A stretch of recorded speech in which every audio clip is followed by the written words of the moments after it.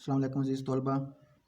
इस वीडियो में मैं आपको 9th क्लास की फ़िज़िक्स के पहले चैप्टर के तीसरे न्यूमेरिकल के बारे में बताऊंगा, जो है कि your hair grow at the rate of 1 millimetre per day, find their growth rate in nanometre per second.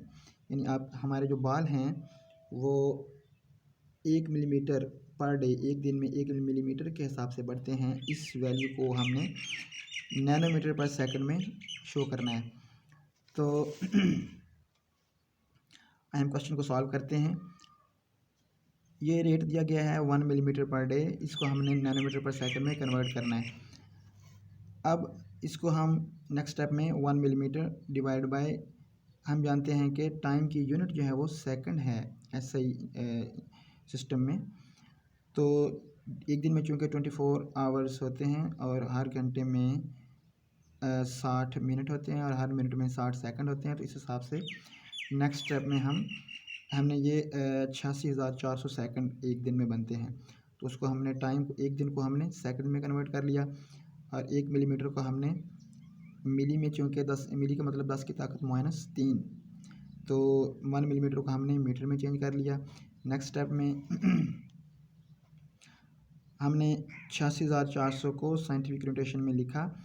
इसमें हमने पॉइंट को 4 डिग्री लेफ़्ट मूव किया, इससे उसकी जो है हमें 10 की ताकत पॉजिटिव यानी कि प्लस में 4 हासिल हुई। तो 8/64 ज़रब 10 की ताकत 4 सेकंड। नेक्स्ट स्टेप में हम क्या करेंगे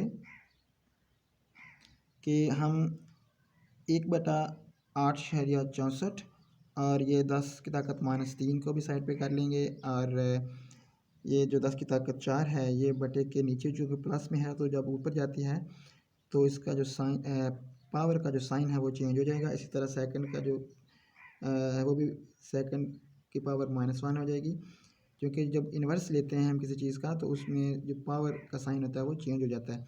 यानी अगर कोई चीज़ बटे के ऊपर से नीचे या नीचे से बटे के ऊपर जाती है तो उसकी जो पावर का साइन है वो चेंज हो जाता है। अगर वो प्लस में है तो माइनस हो जाएगा, माइनस में है तो प्लस में हो जाएगा। तो अब अगर हम कैलकुलेटर से इसकी वैल्यू निकालें 1/8/64, तो हमें अशारिया 1157 हासिल होगा, और 10⁻³ और -4 को जब हम ऐड करेंगे तो 10 की ताकत -7 हमें मिलेगा। ये इस वक्त हमारे पास ये वैल्यू मीटर पर सेकंड में है, और मीटर पर सेकंड को हम मीटर सेकंड इन्वर्स के तौर पर भी लिख सकते हैं, जैसा कि आप देख रहे हैं कि मैंने ब्रैकेट में लिखा हुआ है। अब हमने चूँकि इसको नैनोमीटर पर सेकंड में शो करना है, तो नैनोमीटर में लाने के लिए हमें 10 की ताकत -2 मज़ीद चाहिए। तो हम पॉइंट को 2 डिग्री राइट मूव कर लेते हैं, जिससे हमारे पास 10⁻² हमें मज़ीद मिलेगा, और जिससे ये नेक्स्ट स्टेप में हम देखते हैं कि ये वैल्यू 10 की ताकत -9 हो जाएगी इन दोनों को ऐड करने से। तो 11.57 ज़रब 10 की ताकत 9 मीटर पर सेकंड, और इसको हमने चूँकि नैनोमीटर पर सेकंड में शो करना है तो 11.57 10 की ताकत -9 चूँकि नैनो के इक्वल होता है, तो इसको हम नैनोमीटर पर सेकंड लिख लेते हैं, और इस तरह हमारा आज जो तीसरा न्यूमेरिकल वो भी सॉल्व हो जाता है।